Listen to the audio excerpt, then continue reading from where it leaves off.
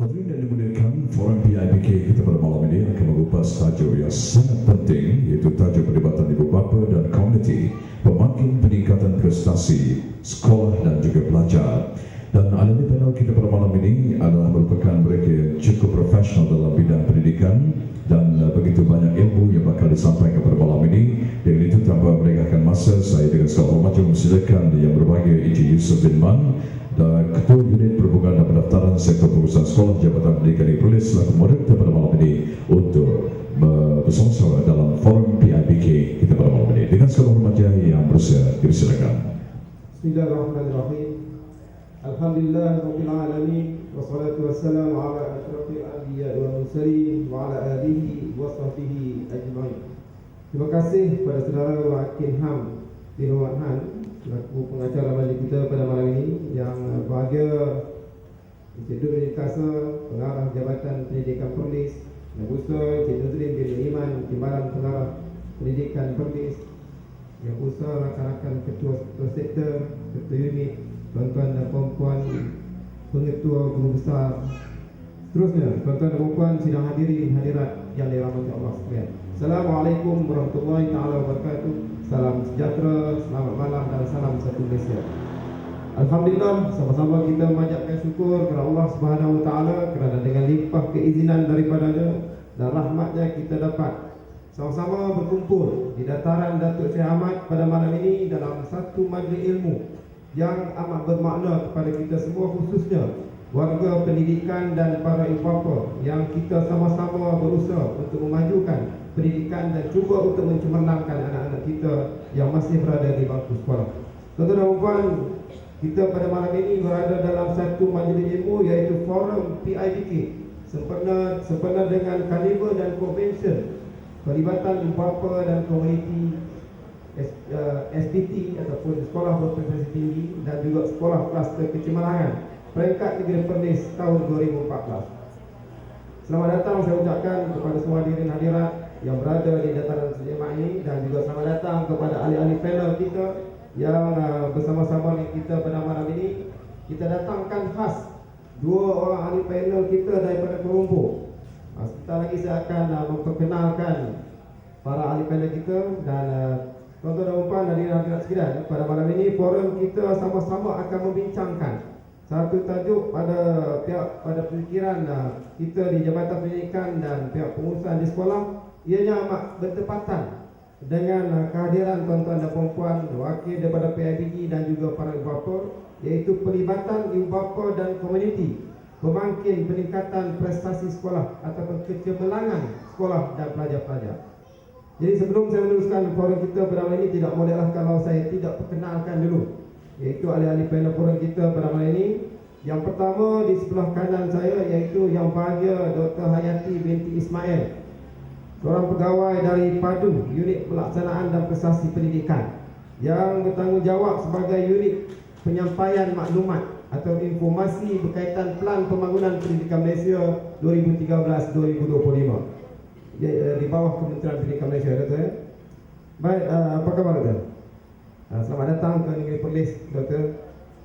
Terima kasih kerana telah sudi menjemput Ya. untuk hadir pada malam ini. InsyaAllah ini bukan jemputan yang pertama, doktor. Kita akan berjumpa lagi mungkin nanti. Amin. Terima kasih.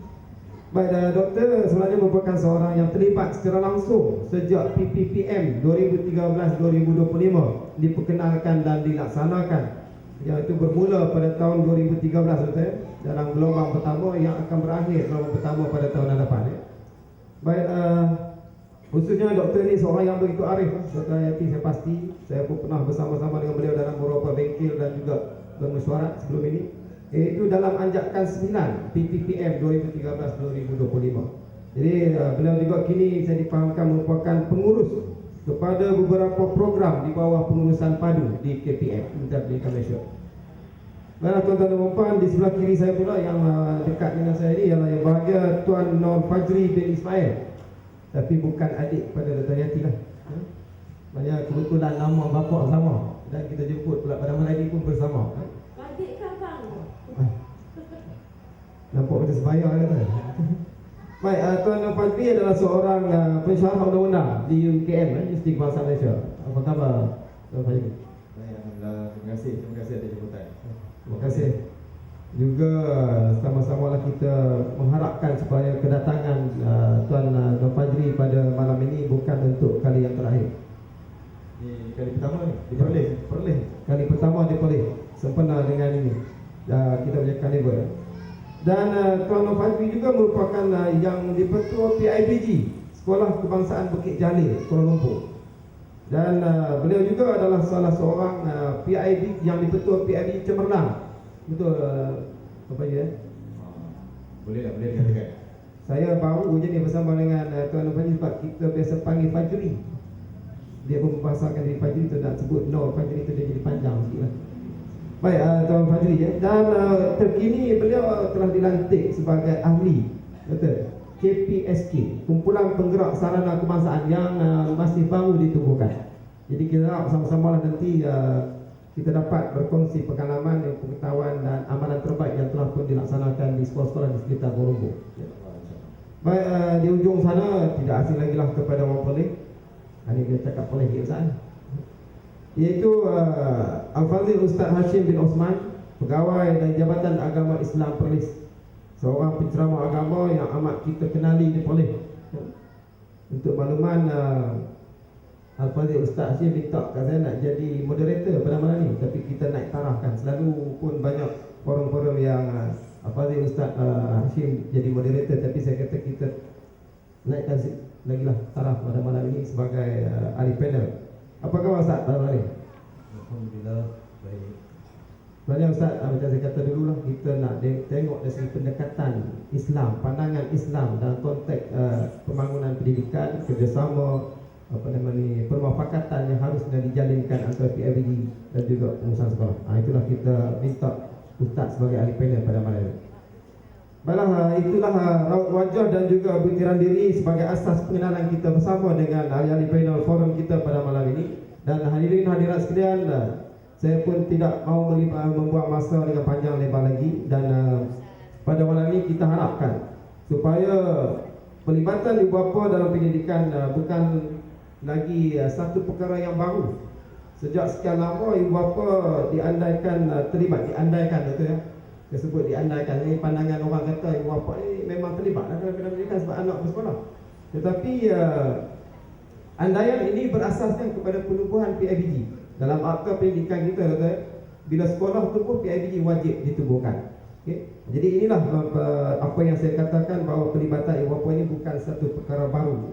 Tetapi saya fikir mestilah ada sesuatu yang luar biasa yang dihasratkan oleh KPM, Kementerian Pendidikan Malaysia, berkaitan dengan peranan dan keterlibatan ibu bapa bersama sekolah, sehingga kini apabila PPPM 2013-2025 ini dilaksanakan, ibu bapa ini mendapat tempat dalam dasar pendidikan negara. Kalau sebelum ini hanya melalui PIBG, tetapi sekarang ini amat jelas anjakan ke-9 dalam PPPM, Pelaburan Pendidikan Pembangunan Pendidikan Malaysia 2013-2025, meletakkan keterlibatan ibu bapa amat penting. Dan dengan itu saya minta Dr. Hayati untuk menjelaskan latar belakang bagaimana anjakan ke-9 ini boleh dijelmakan sebagai salah satu dari 11 anjakan dalam Pelan Pembangunan Pendidikan Malaysia, dan bagaimana pula kerangka konsep sebenar anjakan ke-9 dalam PPPM ini. Silakan Dr. Assalamualaikum warahmatullahi wabarakatuh. Salam sejahtera, salam transformasi. Terima kasih kepada warga Perlis kerana sudi menjemput saya pada malam ini untuk kita berkongsi sama-sama tentang Pelan Pembangunan Pendidikan Malaysia 2013 hingga 2025. Sebelum itu saya ingin nak tanya kepada audiens dululah. Sebab kita kan kena berkenalan berkongsi dengan audiens. Saya ni yang sebenarnya memang tak biasa sangat duduk sambil bercakap. Itulah dia. Jadi bila malam ni kata Tuan Yusof kata kena duduk macam very disiplin kan, macam ala-ala Forum Perdana Ehwal Islam tu kan, macam okey. Jadi saya minta maaf. Kalau ada kalanya saya agak ekspresif sedikit. Cuba nak tanya dengan audiens, dengan penonton kita pada malam ini, berapa ramai di antara tuan-tuan dan puan-puan yang adalah wakil PIBG, parents, dan bukannya ibu bapa? Cuba angkat tangan sikit. Nak tengok berapa ramai. Okey, terima kasih kepada tuan-tuan dan puan-puan yang telah sudi untuk meluangkan masa bersama-sama kita pada malam ini. Kerana kehadiran tuan-tuan dan puan-puan menunjukkan satu komitmen yang tinggi yang sebenarnya terhadap pendidikan kita. Izinkan saya Tuan Pengerusi untuk menceritakan sedikit latar belakang tentang Pelan Pembangunan Pendidikan Malaysia 2013 hingga 2025. Pada 2006 hingga 2010, Kementerian Pendidikan ada Pelan Induk Pembangunan Pendidikan yang ada 6 teras utama, iaitu sebagai contohnya merapatkan jurang antara bandar dan luar bandar, memperkasakan sekolah kebangsaan, memartabatkan profesi keguruan dan sebagainya.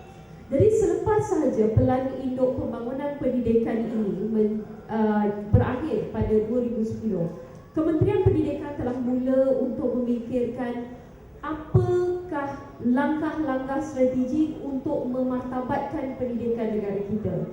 Kita yang sebenarnya telah dikejutkan sedikit dengan keputusan pentaksiran TIMSS, pentaksiran antarabangsa TIMSS atau Trends in International Mathematics and Science Study, dan juga pentaksiran PISA atau Program for International Students Assessment, di mana pada ketika mula-mula kita mengambil pentaksiran tersebut, kedudukan kita setara dengan purata antarabangsa.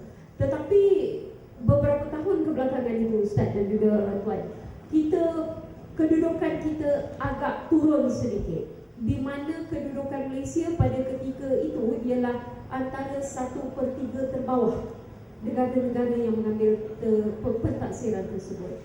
Ini merupakan satu wake up call kepada kita, sebab kita selalu kata sistem pendidikan kita terbaik, antara yang terbaik, dengan peratus SPM yang tinggi, berderet-deret anak murid kita dapat A. Tapi ada komplain dari industri yang mengatakan bahawa murid kita lepas sekolah kalau di-interview cakap tergagap-gagap, macam tak boleh nak berkomunikasi. Saya percaya kalau di antara tuan-tuan dan puan-puan yang pernah menemu ramah ataupun menemu bual anak murid kita, mungkin ada pengalaman sebegitu. Jadi menyedari hakikat bahawa kita kena menyediakan anak-anak kita dengan cabaran masa hadapan, bukan sahaja untuk mereka mendepani cabaran masa hadapan, tetapi untuk mereka mencipta masa hadapan berdasarkan acuan kita sendiri. Kita bukan sahaja nak anak murid kita, anak-anak kita supaya boleh menggunakan teknologi, tetapi mampu mencipta teknologi. Dan bukan sahaja murid yang berupaya mengisi pasaran pekerjaan, tetapi juga mencipta peluang pekerjaan. Jadi dengan hasrat ini untuk kita membantu anak-anak kita mencapai kehasrat supaya mereka dapat menjadi global player, apakah dia jenis pendidikan yang patut kita provide sekarang? Apa yang patut kita buat? Jadi menyedari hakikat ini, kementerian untuk julung kalinya sebelum sesuatu polisi itu dibuat, kita telah mengadakan dialog nasional pendidikan negara, di mana kementerian turun padang ke setiap negeri di Malaysia ini, dan kita memang ada keperlis pada 2012, start daripada bulan April sampai pada bulan Julai, pergi ke merata tempat di seluruh negara untuk mendapatkan input daripada rakyat. Jadi apa yang ada di dalam blueprint ini, dia sebenarnya dibahagikan kepada 3 fasa masa kita nak buat Pelan Pembangunan Pendidikan. Fasa pertama ialah fasa diagnostik, di mana kita membuat kajian menyeluruh tentang sistem pendidikan negara secara keseluruhan. Kali terakhir kita buat begitu, Ustaz, ialah pada tahun 1974 untuk jawatan kuasa kabinet tentang pelajaran. Ketika itu Dr. Mahathir menjadi Menteri Pelajaran, Tun Dr. Mahathir jadi Menteri Pelajaran 1974. Okey, jadi itu fasa pertama. Apabila kita mengetahui di mana kedudukan kita telah pun meletak satu sasaran. Katakanlah kita sekarang berada di sini, 1/3 terbawah di kalangan negara-negara yang mengambil pentaksiran antarabangsa. Kita nak mencapai cita-cita kita tinggi. Matlamat kita ialah kita dapat mencapai 6 aspirasi murid supaya dan dizahirkan melalui kejayaan dalam pentaksiran antarabangsa seperti TIMSS dan PISA. Kita bercita-cita untuk mencapai 1/3 teratas daripada kedudukan kita 1/3 ke bawah sekarang. Tapi bagaimanakah cara kita nak mencapai kematlamat tersebut? Itulah dia pelan pembangunan pendidikan Malaysia. Apabila kita meletakkan bahawa 4 komponen yang paling penting dalam kehidupan murid itu adalah murid itu sendiri, ibu bapa, guru dan juga pentadbir sekolah. Kita kena faham, dalam kita usaha kita nak mencapai 6 aspirasi murid, iaitu murid yang berpengetahuan, yang mempunyai kemahiran berfikir, kemahiran dui bahasa, kemahiran memimpin, etika dan kerohanian dan juga identiti nasional. Kita nak mencapai aspirasi murid itu, tapi kita kena berikan murid dengan sokongan melalui inisiatif-inisiatif seperti literasi dan numeracy, LINUS, program LINUS. Kita juga ada program kemahiran berfikir aras tinggi yang mana ia diterapkan di dalam setiap mata pelajaran kita. Tapi untuk kita mencapai murid yang ada 6 atribut tersebut, kita juga perlu memberikan sokongan kepada guru-guru melalui program seperti Continuous Professional Development dan juga Unified Instrument ataupun instrumen bersepadu. Kita juga perlu memberi sokongan kepada pengetua dan guru besar bagaimana untuk memacu pendidikan supaya sampai kepada hasrat yang kita inginkan. Sokongan juga perlu diberi kepada ibu bapa kerana kita tahu bahawa murid kita hanya spend masa 27% daripada masa dia celik mata di sekolah. Selain daripada itu, berapa peratus lagi mak dalam matematik lemah sikit? 27, 100 tolak 27, 73% lagi. Kita habiskan, murid-murid kita habiskan bersama siapa? Bersama keluarga, bersama rakan-rakan dan sebagainya.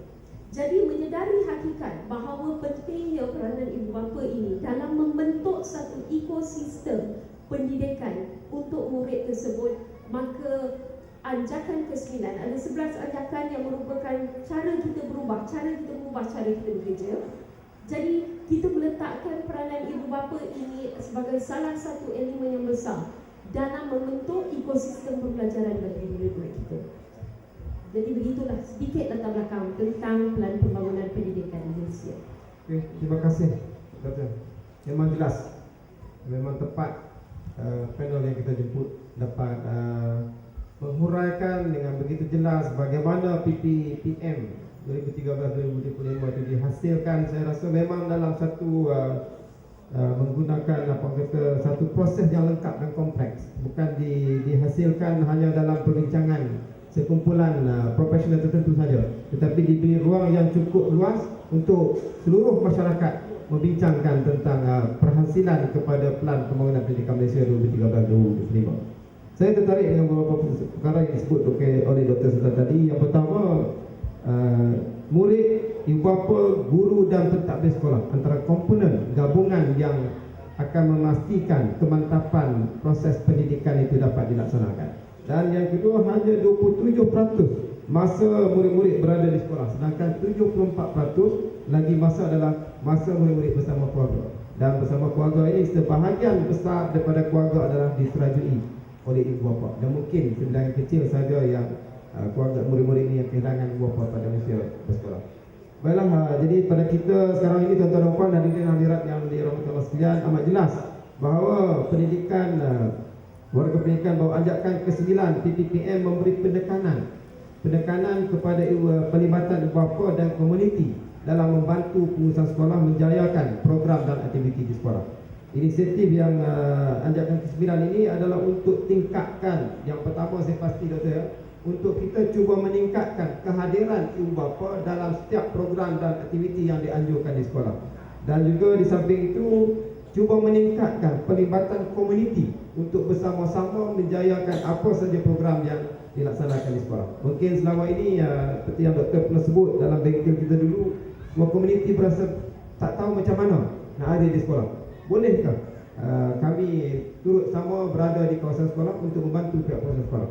Jadi untuk itu sebagai orang kuat PIBG, Tuan Fajri, saya tak mahu sebut Tuan Fajri ni sebagai orang kuat Fakulti Undang UKM, sebab itu skop kita lain. Kita nak tengok, nak cakap Tuan Fajri akan bercakap atas tiket yang dipertua PIBG Cemerlang di Sekolah Kebangsaan Bukit Jalil, iaitu antara sekolah yang memperlihatkan berbagai amalan terbaik yang telah dapat disempurnakan di sekolah hanya dengan adanya permufakatan yang begitu jelas di kalangan PIBG dan juga pihak pengusaha sekolah.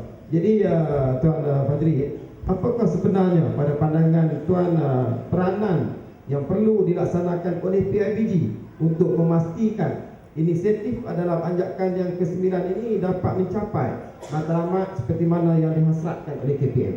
Silakan Tuan. Terima kasih. Terima kasih Encik Yusof. Bismillahirrahmanirrahim. Alhamdulillahirrahmanirrahim. Wassalatu wassalamu ala asyrafil anbiya wal mursalin Sayyidina Muhammad wa ala alihi wa sahbihi ajma'in.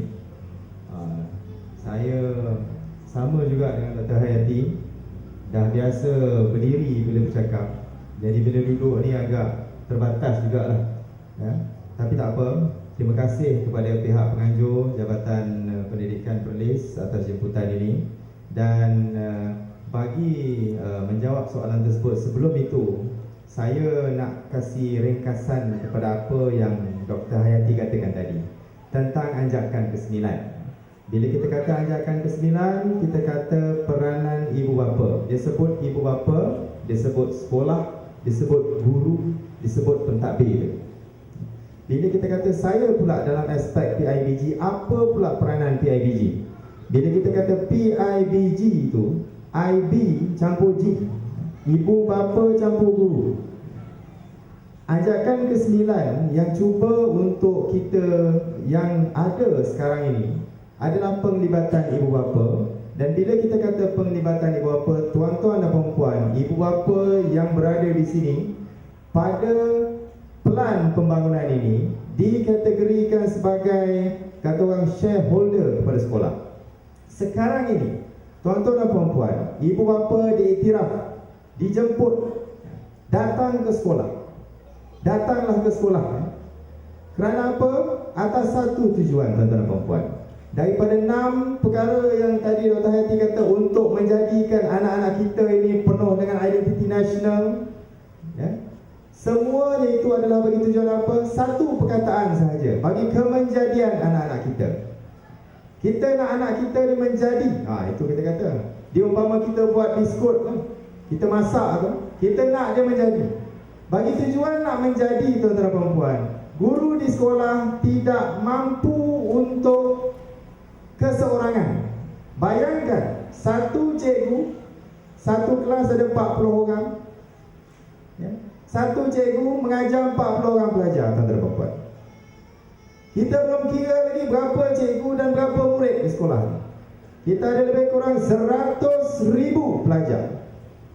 Dengan pelbagai sekatan, maksud saya sekatan apa? Dengan sekolah, dengan aktiviti lain, dengan guru-guru yang setakat ini bukan mengajar, malahan pelbagai aktiviti lain yang perlu guru buat. Kerana itu, ibu bapa diiktiraf sebagai salah satu komponen penting. Kalau saya nak berkongsi kepada tuan-tuan dan puan-puan, di Singapura, tuan-tuan dan puan-puan, di Singapura, negara seberang, satu masa dahulu sekolah itu ada grill. Pagi pukul 7 hantar anak, pukul 8 grill tutup, pukul 1 dia baru buka. Mak bapak tunggu kat luar. Apa jadi kat anak kita, kita pun tak tahu. Tapi sekarang ini, tuan-tuan dan puan-puan, kita di Malaysia, kita jemput mak bapak datang. Bila saya kata kita jemput mak bapak datang, saya rasa sekolah pula susah hati. Susah hati pula bila kata mak bapak datang. Pasal apa mak bapak datang? Selalunya pada masa dahulu, mak bapak datang, cikgu takut. Dengan pelbagailah cerita dia, ya. Jadi ada gap di situ. Mak bapak datang, cikgu takut. Ini mesti nak cerita pasal anak dia ni. Cikgu marah dan sebagainya. Tapi sekarang mak bapak datang untuk membantu sekolah. Sebab itu kita katakan kita membantu sekolah. Kalau satu masa dulu kita datang setahun sekali. Masa bila kita datang agak setahun sekali tu. Masa bila? Masa kita dapat surat, kita nak ambil report card. Kita nak tahu anak kita dapat nombor apa. Kita datang sekolah. Itu kalau datang sekolah. Kena pula makcik ni meniaga. Macam mana makcik datang sekolah? Meniaga ni lagi penting ni daripada anak. Sebab itu kita katakan bahawa peranan mak bapak sekarang ni telah berbeza. Pasal apa mak bapak suruh datang ke sekolah? Tuan-tuan dan puan-puan, kalau tuan-tuan dan puan-puan tahu gelombang pendidikan sekarang ni, gelombang dia sangat bergelombang. Saya boleh katakan bergelombang banyak. Kita katakan daripada sekarang ni UPSR. Kemarin kita marah UPSR, kenapa ambil PSR 2 kali? Pasal ada kertas kebocoran. Tahun 2016 UPSR ada format baru. Format baru. Tak usah cerita darjah 6. Tingkatan 3 tahun ni. Nama dah tukar. Dulu PMR, sekarang PT3. Apa benda PT3? Apa ni PT3? Bukan berasaskan peperiksaan 100%. Kita tengok SPM pula. Satu masa dulu SPM, kita hafal, kita jawab. Sekarang SPM, kita boleh bawa buku, paper sejarah, bawa buku. Jadi perkembangan ini, kalau tuan-tuan dan puan, kita tidak datang ke sekolah, kita tidak bantu sekolah, itu jadi satu masalah yang sangat-sangat besar. Lazimnya mak bapak ni, dia duduk di luar pagar. Dia tunggu time. Ketika menunggu di luar pagar, dia akan bertemu dengan rakan-rakan yang lain. Itulah timbul mesyuarat tingkap dan pagar. Itu cikgu ni, itu semalam anak bawa apa, cikgu cakap apa. Sekarang tuan-tuan dan puan, masuklah ke dalam pagar. Sebab itu kita ada PIBG. Dan sebab itu kita ada komponen baru dalam PIBG, tuan-tuan dan puan. Nama dia KSIB. Apa benda pula KSIB? KSIB ni dia macam rakan kok. Pernah dengar rakan kok? Rakan kok, kita jadi mata dan telinga kepada polis apa-apa yang berlaku. Sekarang ni tuan-tuan dan puan, PIBG pun ada kumpulan sokongan ibu bapa. Itu namanya Parent Support Group. Sebab apa? PIBG ada lebih kurang 5, 6, 7 orang. Tak mampu nak jaga. Saya bagi contoh, sekolah saya 1,400 orang pelajar. PIBG ada lebih kurang 5 orang. Wakil ibu bapa, macam mana nak jaga 1,400 pelajar, tuan-tuan dan puan? Sebab itu, kumpulan inilah yang akan membantu pihak sekolah, membantu pihak PIBG. Kita buat beberapa perubahan. Contoh, kalau di Kuala Lumpur sekarang ni, kita buat sesi teh tarik, mengetih kita kata. Kita mengetih dalam sekolah. Mak bapak pun datang, bawa nasi lemak, minum teh tarik, sambil berbincang dan berbual tentang pelajaran anak-anak. Sebab apa? Kita nak mendekatkan mak bapak dengan sekolah. Kemudian kita buat apa? Banyak beberapa aktiviti lain kita dah buat. Contohnya gotong royong. Tuan-tuan dan puan, pernah ke tidak tuan-tuan dan puan pergi dalam kelas, tengok anak-anak kita duduk macam mana keadaan dalam kelas, tuan-tuan dan puan? Adakah anak kita duduk tepi tingkap, cermin tak ada, bingkai tingkap tajam? Kalau terkena anak kita, mulalah kita marah. Tapi kita tidak tahu, kita tidak tengok kipas dalam tu pusing ke tidak, lampu on ke tidak, tandas okey ke tak okey. Tentu kita kata, kita tengok sekolah SJKC, tuan-tuan dan puan. Satu model sekolah jenis kebangsaan di mana dia bagi aircon. Mak bapak bagi aircon setiap satu kelas. Dah mulalah nak bagi aircon pula ni. Lebih-lebih ni nak bagi aircon. Bukan begitu, tuan-tuan dan puan. Apa yang saya nak katakan di sini adalah fungsi PIBG adalah bagi tujuan anak-anak kita. Tandas sebagai contoh. Kita tengok tandas okey kita okey. Pasal apa saya kata macam tu? Tandas pelajar kita pergi daripada satu sekolah ke satu sekolah. Kalau tandas awam kita ada grade A, B, C, D. Contoh kebersihan ni. Kita tengok tandas sekolah anak kita. Kita tuan-tuan dan puan boleh start enjin balik rumah kalau sakit perut. Anak-anak kita takkan tangan sakit perut, cikgu nak balik kejap balik rumah. Jadi apa inisiatif PIBG dan KSIB?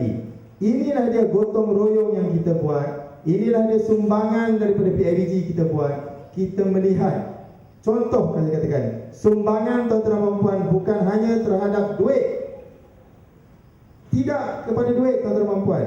kalau tuan-tuan dan puan-puan ada kemahiran bertukang, contoh kemahiran bertukang, apa salahnya kita tengok kipas tu berpusing ataupun tidak? Contoh, makcik ni jual nasi lemak, apa makcik boleh bagi?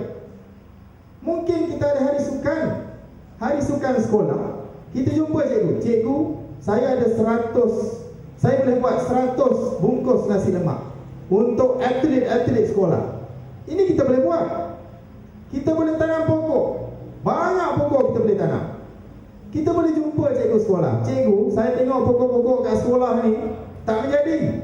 Saya ada kemahiran, tangan saya ni kata orang, kalau masak memang nasi lemak tu sedap. Sama juga dengan tanam pokok.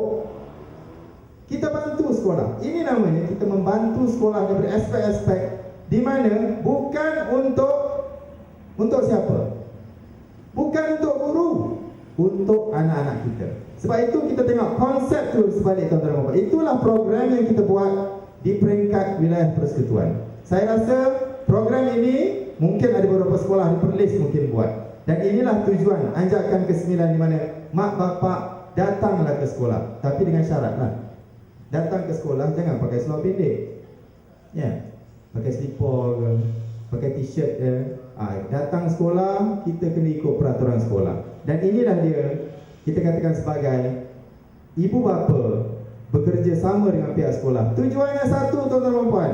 Bila kita datang sekolah bukan untuk guru semata-mata, tapi untuk anak kita. Baik, itu saja. Terima kasih.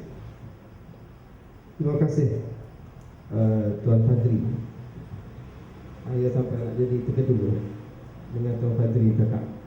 Memang tepat sekali lah JPN Kuala Lumpur tu melantik ataupun memilih antara YDP PKP Cemerlang DPL, salah seorang YDP Cemerlang DPL.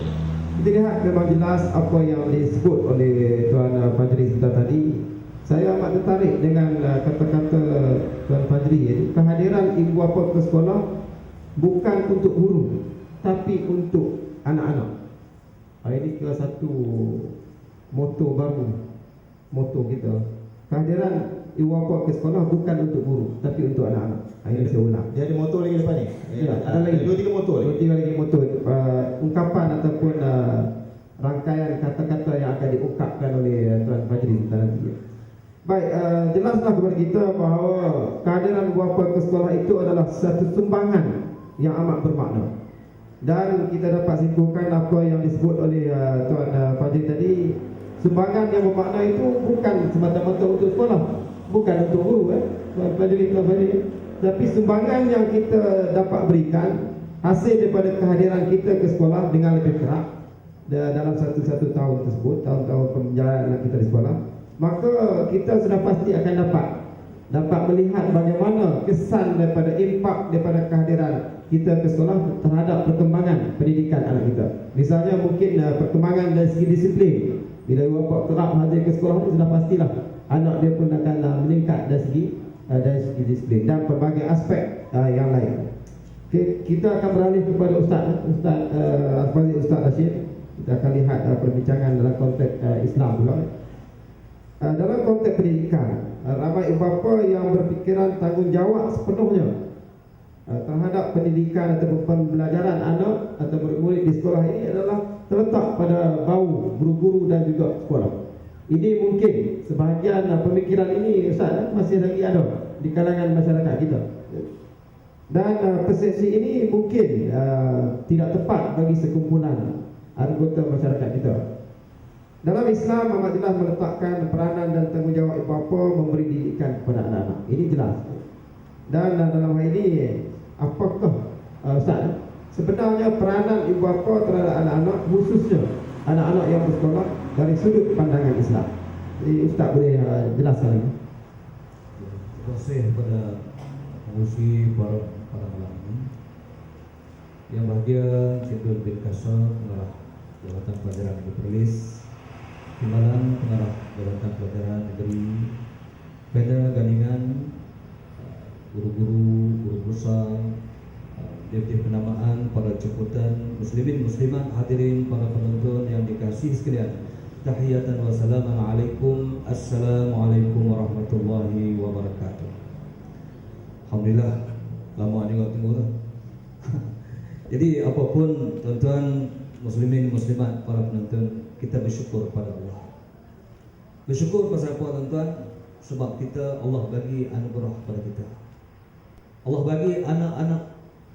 Sebab tu apabila ada anak-anak, tuan-tuan, kita nak kena bersyukur. Orang yang tak ada anak, tuan-tuan, dia cari jalan nak dapat anak juga. Sampai dia minum, orang kata petua, minum di tasik dayang bunting. Sapi tak bunting-bunting juga. Yang bunting adalah pulau itu lah juga. Jadi tuan-tuan, mana kita bersyukur. Kita ada anak, ada yang 5 orang, 4 orang. Doktor berapa orang? 5. Alhamdulillah. Maknanya saya tak ada. Saya anak tak boleh anak. Saya ada 4 orang anak. Jadi Alhamdulillah. Tuan-tuan, apabila kita ada anak, mana ini adalah anugerah Allah dan kita nak kena jaga dia elok. Nak kena pelihara dia sebaik mungkin sebagaimana yang Allah sebut dalam Al-Quran. A'udzu billahi minasy syaithanir rajim. Ya ayyuhalladzina amanu qu anfusakum wa ahlikum nara. Wahai orang-orang yang beriman, peliharalah diri kamu dan keluarga kamu daripada bakaran api neraka. Beratnya tuan-tuan. Maknanya ini. Kemudian hadis Nabi pula, Nabi bagi tahu, anak-anak ini adalah merupakan amanah Allah. Maka didiklah mereka dengan didikan untuk mencintai Allah dan juga mentaati perintah-perintah Allah. Kemudian hadis Nabi pula, Nabi bagi tahu, anak-anak ini dilahirkan dalam keadaan yang putih bersih. Maka ibu bapanya lah yang akan menjadikan dia sama ada Yahudi, Nasrani ataupun Majusi. Jadi tuan-tuan, ayat ataupun ayat yang Quran, hadis yang saya sebutkan tadi ini, dia tuju kepada siapa? Dia bagi kat cikgu ke ataupun kat ibu bapa? Maknanya ibu bapa. Apabila disebut oleh ibu bapa ni tuan-tuan, maka sudah tentulah ini amanah yang besar. Sebab tu Nabi kata la amana liman la amanatalah. Tidak beriman bagi orang yang tidak beramanah. Tuan-tuan, sebab tu anak-anak ni kita nak kena didik. Pada malam ini bukan saya nak ajak didik orang yang ada di depan ni lagi hebat. Tuan-tuan, maknanya kita nak kena didik, nak kena latih. Anak-anak kalau tak dilatih, ibu bapa lah yang latih. Anak-anak kalau kita tak bimbing, nanti besar dia akan terumbang-ambing. Anak-anak kalau tak dipupuk, nanti besar ibu bapa lah kena empuk. Anak-anak kalau tak diajar, nanti besar dia akan kurang ajar. Semua tuan-tuan. Kalau tak syariat, cuba tengok yang duk berlaku di mana-mana, tapi tak ada lah di polis belah-belah Afrika. Tuan-tuan tengok sendiri. Apa yang berlaku hari ini maknanya sebab kita kurang bagi perhatian. Saya nampak ada 40 kesalahan. 40 kesalahan ibu bapa dalam soal mendidik. Hak ni yang tuan-tuan, salah satunya kita tengok tak ada masa untuk anak-anak. Sibuk sampai tak ada masa untuk anak-anak. Kemudian kita tidak mempersimbangkan didikan dunia dan akhirat. Hak ni pun celah tuan-tuan. Kita nak pulunlah supaya hebat di dunia, tapi hebat di akhirat kita tak pulun. Mana tak ada makna. Sebab tu kita nak bahagia ni tuan-tuan, ada 4 ya. Yang pertama bahagia di dunia, bahagia di akhirat. Sebab tu yang excellent. Yang kedua bahagia di akhirat, gagal di dunia, boleh tahan lah, tapi tak pernah elok. Yang ketiganya bahagia di dunia, gagal akhirat, maknanya rugi. Dan yang keempat tuan-tuan, rugi di dunia, rugi di akhirat. Hak ni lah yang kita ada tempik selalu, yang kita ada kesan selalu tuan-tuan. Ni dah lompat mutu, tak main sekolah apa semua ni tuan-tuan. Sayang, kita tak nak anak-anak kita rugi di dunia, rugi di akhirat. Nanti ni kita dapat masuk syurga, tapi anak-anak kita entah ke mana. Inilah sebab tu dalam soal apabila ditanya tentang soal peranan kita oleh pengusi, soalan yang begitu cantik tuan-tuan. Kita sama-sama berperanan. Berperanan untuk ibu bapa ni untuk mendidik, berkewajipan untuk memberi pendidikan yang sempurna, terutama sekali dalam soal persekolahan anak-anak kita. Maknanya kita nak ambil berat sebagaimana disebutkan oleh kedua-dua gandingan panel kita tadi. Maknanya kita ada masa untuk kita ambil berat. Tak boleh kita serah bulat-bulat dekat sekolah, dekat guru. Sebab apa? Wakil PLG kita beritahu, kita masa banyak di rumah. Kalau kita tengok dalam sehari paling kurang 16 jam 16 jam duduk di sekolah, 6 jam ya. Tuan-tuan, maknanya kita boleh bantu anak-anak kita.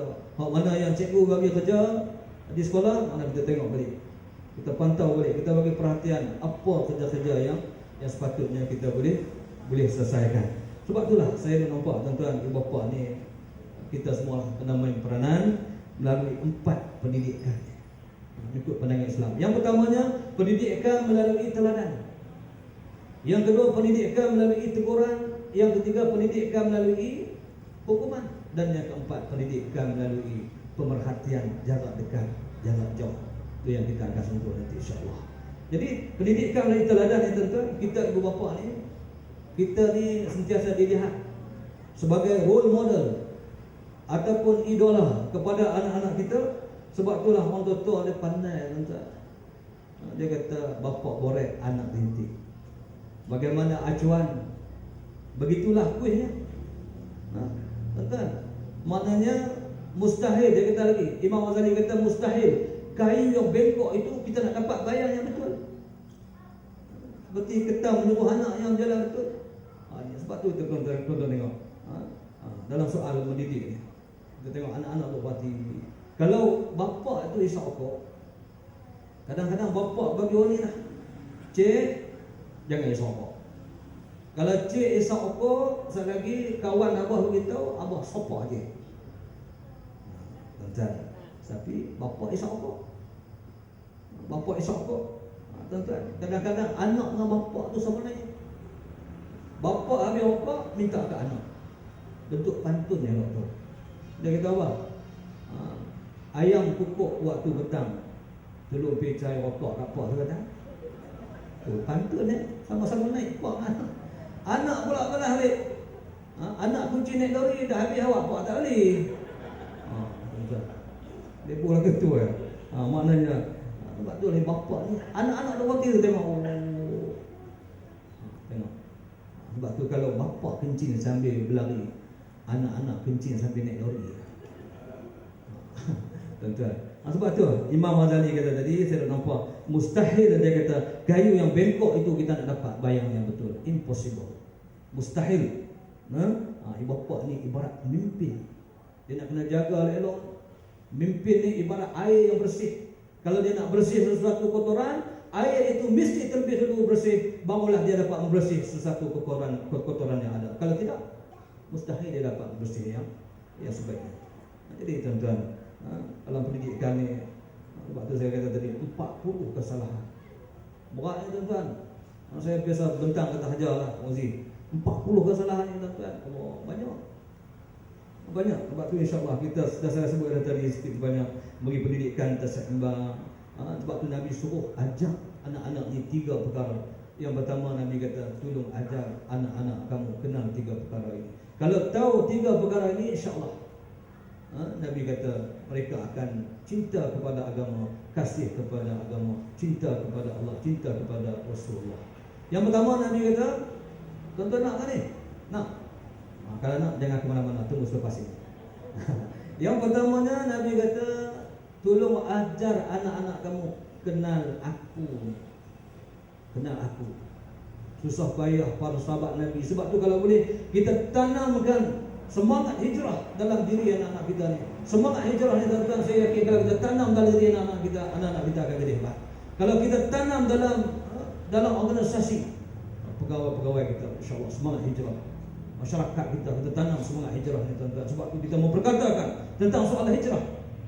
Dalam bulan yang mulia ni pun tuan-tuan, kita boleh sentuh juga soal hijrah. Kita tengok macam mana susah payahnya Nabi, strategi perancangan yang begitu hebat yang disusun atur dengan dibantu oleh para sahabat kecil besar tua muda. Tuan-tuan, akhirnya berjaya misi hijrah. Nak berjalan kaki ni tuan-tuan daripada Mekah ke Madinah. Tuan-tuan bayangkan, kita naik bas pergi umrah daripada Mekah ke Madinah 6 jam tu, kita rasa dah letih lah, lesu lah. Mana kita tengok keadaan suasana semangat ni tuan-tuan, perlu kita tanam dalam jiwa anak-anak kita. Saya yakin mereka akan cinta kepada Allah, cinta kepada Rasul. Begitu juga kalau kita nak anak-anak kita cinta sayang kepada ibu bapa, kita kena cerita susah payah kita. Susah payah kita nak jadi seorang pengarah bukan senang. Tuan-tuan, dia didikan ni Allah. Nak jadi seorang pegawai, nak jadi seorang doktor, berapa banyak dia sumber masa yang dihabiskan. Sebab tu kita sebagai anak tuan-tuan, kita nak kena bersyukur banyak. Kalau kita pergi, kalau ada ibu bapa, berbaktilah kepada kedua ibu bapa. InsyaAllah dapat pahala, murah rezeki. Berbaktilah, bukan senang ni. Nak jadi seorang ustaz pun payah. Mak saya dulu tuan-tuan dalam soal semayang tu, kalau saya tak semayang Isya pukul 2 dia duduk tepi saya, dia tak semayang. Kita hari ni kita tengok anak-anak tak semayang pun tak apa lah. Dia cuti ayahat, dia nak rehat pun. Tapi bukan bapa di sini lah, belah-belah Afrika ni. Tuan-tuan, sebab tu saya nak bagi satu lagu. Tuan-tuan nak dengar lagu ni. Siapa yang ada ibu bapa yang dia sampai dah dia ni berjaya hebat, maknanya kita nak kena bersyukur banyak. Lagu dia macam ni, nasyid. Boleh Husina? Mari kita sejenak mengingat kasih ibu bapa yang tiada terkira. Walaupun dirinya letih serta penat, namun di wajahnya tetap bergembira.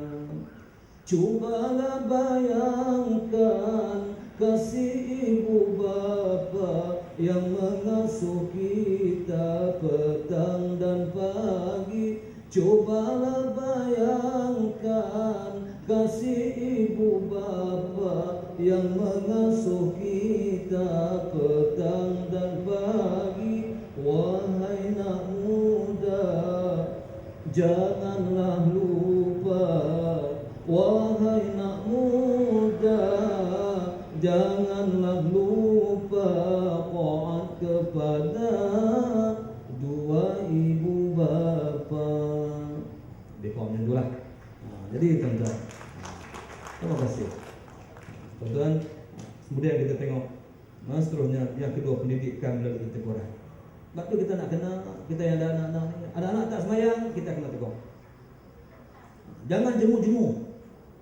Jangan ada istilah jemu untuk nak tegur anak-anak. Anak-anak tak tutup aurat, kita tegur. Lebih lagi anak tak sembahyang. Sebab tu dalam hadis Nabi sallallahu alaihi wasallam, Nabi kata, suruhlah anak kamu sembahyang ketika umur 7 tahun dan pukul kalau tak mau sembahyang ketika umur 10 tahun. Ni ada juga seorang ibu bapa dia tanya saya, Ustaz, kalau kanak-kanak tu umur 50 tak mau sembahyang? Kanak-kanak umur 50 tak cukup. Tuan-tuan, muslimin muslimat yang dikasihi sekalian, maknanya jangan jemu-jemu. Kalau boleh dalam masyarakat kita ni tuan-tuan, dalam organisasi sekolah kita ni, dalam mana sekali kita duduk, kita nak ada budaya tegur menegur, nasihat menasihati. Itu jangan jemu-jemu. Ingat memperingati. Sebab tu Allah beritahu, wazakir fa inna zikra tanfa'ul mu'minin. Ingat memperingati itu, ia boleh mendatangkan satu keberuntungan, kebaikan kepada kita bersama. Apatah lagi dalam suasana pendidikan yang semakin hari semakin mencabar. Tuan-tuan, sebab itulah kata orang bijak pandai, dia kata, didikkan semasa kecil bagai melukis di atas batu. Didikkan setelah dewasa bagai kita melukis di atas air. Payah dah. Nak suruh, nak lentuk buluh, orang tua kata biarlah daripada hubung. Kalau dia jadi buluh tuan-tuan, susah. Tidak elak kepala kita berkena berdaya. Kepala apa? Kepala kita lah, kepala ibu bapa. Jadi tuan-tuan, seterusnya, ringkasnya, yang ketiganya, didik pendidikan melalui hukuman. Maknanya kalau anak kita tak sembahyang, kita bagi hukuman dia. Ada hukuman dia. Jangan pukul budak tu sampai tengah mati. Tuan-tuan, sebab tu dalam pendidikan formula Sayyidina Ali, dia kata tuan-tuan, 7 tahun yang pertama kita manjakan dia. Kena manjakan dia. Manja ni ada hak dia. Jangan kita dia minta apa pun kita bagi. Maknanya ada hak-hak dia tuan-tuan. Macamlah kita ada anak, saya pun ada anak. Masa 3-4 tahun duduk pergi di Tesco, abah nak ho. Kita pun nak tanya apa ho. Kita beli Milo, dia tak makan. Nak ho, lah kali beg ho. Tuan-tuan, kita beli kan? Ini sebab itulah kadang-kadang tuan-tuan ada kesilapan daripada kita ya. Sudah nampak ada kesilapan daripada kita di segi soal pemakanan. Apabila pemakanan yang haram, kita masuk sumber yang haram dalam diri anak kita, dalam diri keluarga kita, maka kita jangan heran apabila anak-anak kita ni tak boleh ikut disiplin, nakalnya dia, lawan cakap ibu bapa, lawan cakap guru dan sebagainya. Sebab tengok balik soal pemakanan. Sumber halal ataupun haram. Ini tuan-tuan. Sebab peristiwa ni tuan-tuan, kita tengok boleh kita kongsi bersama. Berlaku di zaman Sayyidina Umar. Di zaman Sayyidina Umar ada seorang bapa. Ini tanggungjawab kita, peranan ibu bapa. Seorang bapa datang kepada Sayyidina Umar. Wahai Sayyidina Umar, engkau tolonglah nasihat anak aku ni. Aku tak nak nasihat aku. Engkau tolonglah. Dia derhaka kepada aku, wahai Khalifah Umar, Amir Mukminin. Maka ketika itu tuan-tuan, Umar kata, wahai bapa Fulan bin Fulan, kau pergi panggil anak kamu. Mari aku nak nasihatnya. Maka bapa budak ni pun panggil lah. Anak dia bawa anak dia jumpa Sayyidina Umar. Maka ketika itu Sayyidina Umar tanya, wahai budak, kenapakah engkau derhaka kepada bapa kamu? Maka ketika itu budak ini cerdik tuan-tuan. Dia cerdik. Dia kata, wahai Umar, wahai Khalifah Umar, wahai Amir Mukminin, sebelum aku nak jawab soalan Khalifah ni, kalau boleh tolong bagi tahu apakah hak-hak bapa kepada anak. Apakah hak-hak bapa kepada anak? Maka Sayyidina Umar bagi satu persatunya. Yang pertama, hendaklah dia cari ibu yang soleh. Yang kedua, hendaklah dia bubuh nama elok kepada kamu. Yang ketiga, hendaklah dia ajar akan kamu akan Al-Quran. Maka ketika itu tuan-tuan, puan-puan muslim dan muslimat, para penonton sekalian, ketika itu maka budaknya kata, wahai Amirul Mukminin, apa yang khalifah sebut tiga-tiga tadi tak ada satu pun dilaksanakan oleh bapa aku ni. Dia cari ibu pun, ibu kepada aku ni ibu di jalanan. Mana ibu yang bukan ibu yang soleh. Yang kedua, dia bubuh nama aku pun, dia bubuh nama Hampasak. Hampasak ni lipas. Kalau kita panggil anak lipas, oh lipas lah gitu. Jadi kudung, lipas kudung lagi deras lah. Tak ada rumah. Dia lari kata lipas. Sebab tu kita nak bubuh anak tu kena tanyalah ustaz dulu. Tanyalah ustazah dulu. Ni ada nama kadang-kadang ada pegu tuan-tuan. Pak nama Kamardin, mak nama Zaitun. Dia buat nama jadi Kartun. Pak nama Kamardin, mak nama Mazita. Dia buat anak dia jadi Ka, dia buat nama Bo. Ka, pak dia nama Kamardin, Ka, Bo, Ta. Lepas tu duk pihak Kobota di sekolah tu bukan dia nak ngaji. Ini tuan-tuan. Kemudian dia kata kemudian dia dalam hidup dia bapa aku ni dia langsung tidak pernah mengajar aku walaupun satu huruf daripada Al-Quran. Maka ketika itu tuan-tuan dan puan-puan, Sayyidina Umar panggil bapa ni.